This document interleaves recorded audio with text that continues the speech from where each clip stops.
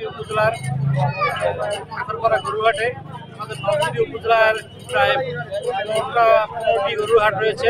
সবচেয়ে নলছিটি উপজেলার এই ঐতিহ্যবাহী গরুহাট কাঁকড়পাড়া বাজার, এটা দীর্ঘ অনেক বছর থেকেই এখানে গরুহাট হয়, প্রতিদিন সাপ্তাহিক গরুহাট।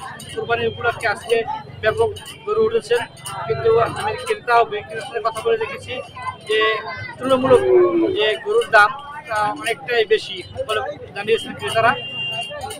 বিক্রেতার সাথে জানাচ্ছি যে আমরা প্রতিটা গরু দূর দূরান্ত থেকে কিনে এনেছি, তারা যারা এই অল্প কিছু ব্যবসা হয়নি সেই জন্য তারা খামারি আছে, তারা বলছে যে গোখাদ্যের দাম বেশি হওয়ার কারণে গরুর দাম একটু বেশি তুলনামূলক।